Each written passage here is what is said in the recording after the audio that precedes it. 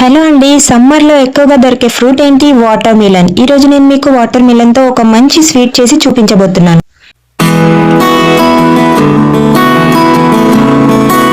పిల్లలైతే దీన్ని చాలా ఇష్టంగా తింటారు. ముందుగా వాటర్ మిలన్ ని కట్ చేసుకోవాలి. ఆ తర్వాత అందులో సీడ్స్ తీసేయాలి. వాటిని చిన్న చిన్న ముక్కలుగా కట్ చేసుకొని పెట్టుకోవాలి. ఇలా నేను చూపిస్తున్న విధంగా మొత్తం వాటర్ మిలన్ ని కట్ చేసేసుకోండి. రెడ్ పార్ట్ మాత్రమే తీసేసుకోండి. సో కొన్ని ముక్కల్ని జ్యూసర్ లో వేసుకొని జ్యూస్ చేసుకోండి. ఇలా మనం కట్ చేసుకున్న వాటర్ మిలన్ ని మొత్తం జ్యూస్ చేసుకొని తీసుకోవాలి. ఆ జ్యూస్ ని స్ట్రెయినర్ తో వడగట్టుకోవాలండి. వాటర్ మిలన్ లోని ఓన్లీ వాటర్ మాత్రమే తీసుకోవాలి మనం ఈ రెసిపీ కోసం. ఇలా వడగట్టుకోక వచ్చిన వాటర్ ని మనం ఇప్పుడు మెజర్ చేసుకోవాలి. ఒక కప్పు తీసుకొని ఆ వాటర్ పోసుకుంటూ ఎన్ని కప్పులు అవుతుందో చూడండి. సో నేను తీసుకున్న వాటర్ మిలన్ తో మాత్రము 3 కప్పుల వాటర్ వచ్చాయండి. ఆ తర్వాత గ్యాస్ ఆన్ చేసి ఒక బాండీ పెట్టుకొని మనం ఏ కప్పుతోనైతే వాటర్ మిలన్ జ్యూస్ ని మెజర్ చేశామో అదే కప్పుతో 1 కప్పు వరకు వాటర్ తీసుకోవాలి. అలాగే 1 కప్పు షుగర్ యాడ్ చేసి దాన్ని మెల్ట్ అవనివ్వాలి.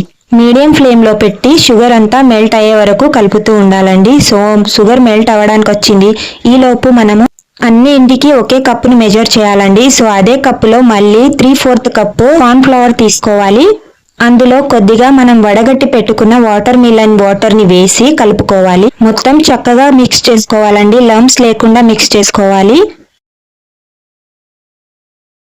లంప్స్ లేకుండా కలిపిన తర్వాత మనం మరిగించి పెట్టుకున్న వాటర్ లో ఈ వాటర్ మిలన్ జ్యూస్ ని మిక్స్ చేసుకోవాలి.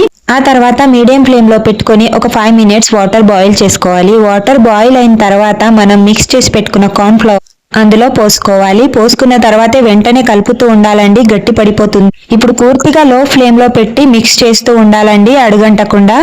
10 మినిట్స్ వరకు కుక్ చేసుకోవాలి. అలా 2-3 మినిట్స్ కంటిన్యూస్లీ మిక్స్ చేస్తూ ఉండాలి. బాగా కుక్ అయితేనే టేస్ట్ బాగా వస్తుందండి. మనం అనుకున్నట్టు జెల్లీ ప్రిపేర్ అవుతుంది. 1 టీ స్పూన్ నెయ్యి వేసుకొని కలుపుకోవాలి. నెయ్యి మొత్తం అందులో మిక్స్ అయిపోతుంది. ఆ తర్వాత 1/2 టీ స్పూన్ యాలకుల పొడి వేసి మిక్స్ చేసుకోవాలి. కొద్దిగా ఫుడ్ కలర్ తీసుకొని ఇందులో మిక్స్ చేసుకోవాలండి. ఇది పూర్తిగా ఆప్షనల్, మీకు గనక నచ్చకపోతే స్కిప్ చేసేయండి. ఇప్పుడు మనం జెల్లీ ప్రిపేర్ చేసుకోవాలనుకుంటున్న బౌల్లో కొద్దిగా నెయ్యి వేసుకొని మొత్తం స్ప్రెడ్ చేసుకోవాలి.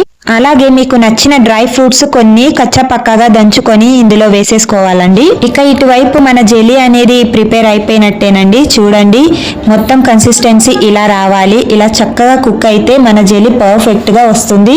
ఇక ఈ జెల్లీని మనం నెయ్యి రాసి పెట్టుకున్న బౌల్లోకి ట్రాన్స్ఫర్ చేసుకోవాలి. ఇలా మెల్లిగా మొత్తం జెల్లీని ట్రాన్స్ఫర్ చేసుకున్న తర్వాత మెల్లిగా బౌల్ ని ట్యాప్ చేసుకోవాలి. ఇది సెట్ అవ్వడానికి మినిమం 5 అవర్స్ పడుతుంది.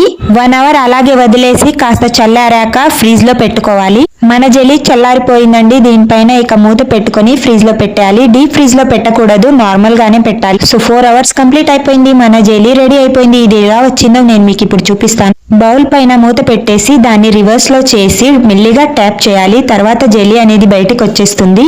మన జెల్లీ ఈజీగా బయటికి వచ్చేసింది. చూడండి, చాలా సాఫ్ట్ అండ్ స్మూత్ స్పాంజీగా వచ్చిందండి. చూడటానికి ఎంత స్మూత్ అండ్ సాఫ్ట్ గా ఉందో తినడానికి కూడా అంతే డిలీషియస్ గా ఉంటుంది. సీజన్ కాబట్టి తప్పకుండా ట్రై చేయండి. మీకు గనుక ఈ వీడియో నచ్చినట్టయితే please like, share and subscribe. Thank you. Bye.